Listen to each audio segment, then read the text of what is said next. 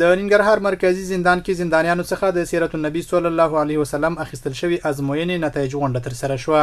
دغه غونډه چې د ننګرهار زندانونو چارو سمون ریاست لخوا مرکزی زندان کې برابر شوی و، پکې د بیلابیلو دولتي ادارو مسؤلینو سربیره سلګونه زندانیانو برخه اخیستې و.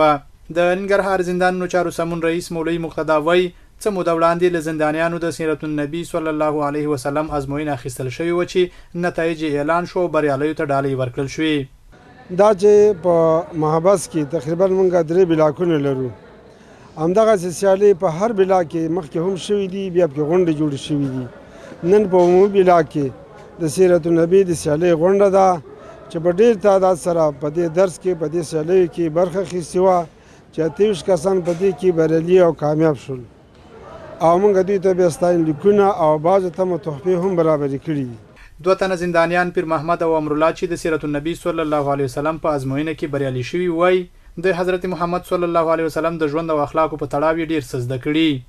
موږ ماشاءالله موږ سره مدیر صاحبانو ټول ډیر خواري کړې دي او د دوی په همت او په خواري سره موږ ان شاء الله چې دې ځای ته ورسېدو چې موږ خوږ نبی کریم صلی الله علیه وسلم دغه سیرتونه او په هغې باندې موږ ځان پوه کړ او په دې باندې زمونږ فکر ورسېده چې موږ دغه ځای ته ورسېدو.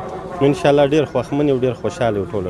دا خو سیرت محمدي و، موږ ټول زده کړه وکړه او څو کسان وو د مولوي صاحبانو هغه موږ سره ډېر کوشش وکړو چې موږ دغه هغه ته ورسېږو خپل نبي علیه السلام د سیرت نه خبر شو. او زه خو بندي یم، خو زه داسې ذهن دماغ شته لکه مصر کې پانتون ته تللی یم او زه پانتون کې اوسېږم. ډېر زیات زړه مې خوشحاله ده او ډېر سکون بیخي باندې ته مې زړه نه کېږي چې زه خلاص شم. وایي چې زه خلاصېږم زه مولوي ووځم او زه عالم ووځم. زندانونو کې د تعلیم او تربیه برخې عمومي رئیس مولوي نظر محمد ناصري وای هڅې پیل کړي چې بندیانو ته لا نورې تعلیمي برنامې برابرې کړي. ناصري زیاتوي چې د بندیانو د تعلیم ترلاسه کولو په اندازه د تخفیف ورکولو په طرح هم کار روان دی.